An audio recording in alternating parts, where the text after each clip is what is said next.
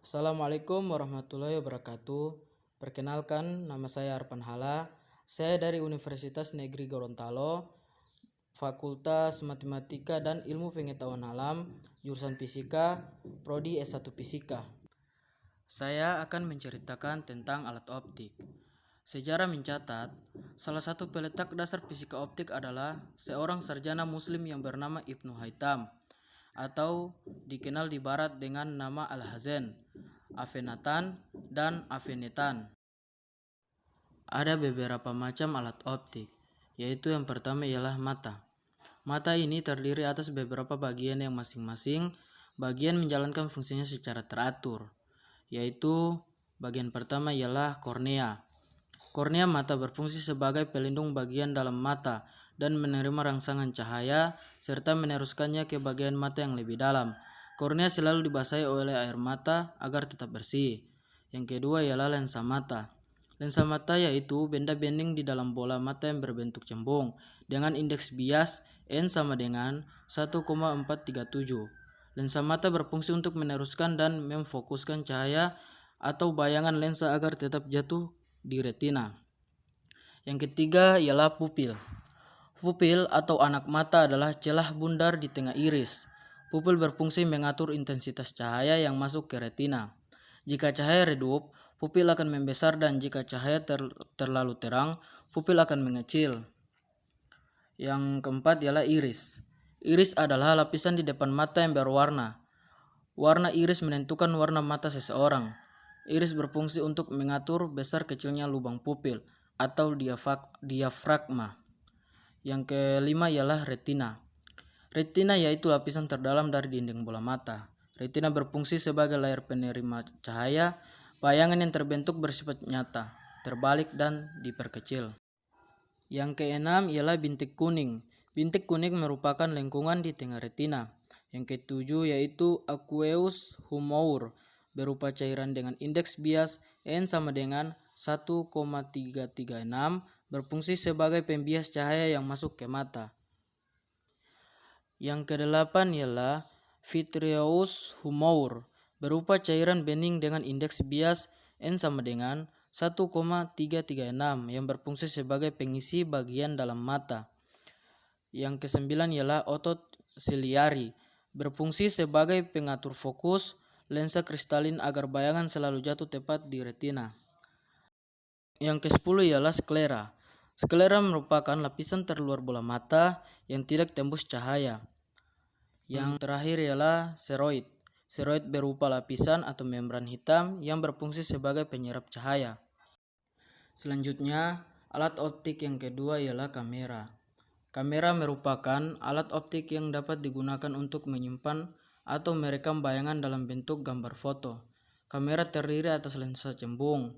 Cahaya yang masuk pada kamera diatur oleh lebar celah diafragma atau aperture dan film negatif, atau untuk menangkap cahaya. Jika dihubungkan dengan bagian mata, ada keserasian antara mata dan kamera, yaitu diafragma seperti iris dan negatif film seperti retina mata. Pada kamera terdapat ketentuan, yaitu jarak fokus tetap, mengatur jarak benda maupun jarak bayangannya dengan menggeser-geser bayangan. Bayangan yang diperoleh bersifat nyata, terbalik, dan diperkecil. Oleh karena benda berada di ruang 3, bayangan di ruang 1. Alat optik yang ketiga ialah loop. Loop adalah lensa positif yang berfungsi sebagai kaca pembesar.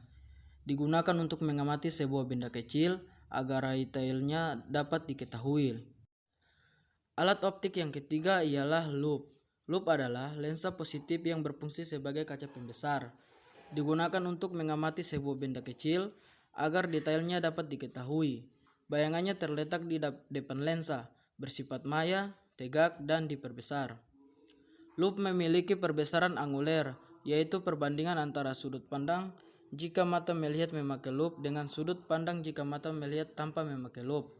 Perbesaran anguler pada loop ada 3 sebagai berikut, yaitu yang pertama ialah mata berakomodasi maksimum, benda di ruang 1 dan bayangan di ruang 4, S sama dengan min P. Yang kedua, mata tidak berakomodasi, Benda difokuskan bayangan di tak terhingga atau S sama dengan min R. Yang ketiga ialah mata berakomodasi pada jarak X. Alat optik yang keempat ialah mikroskop.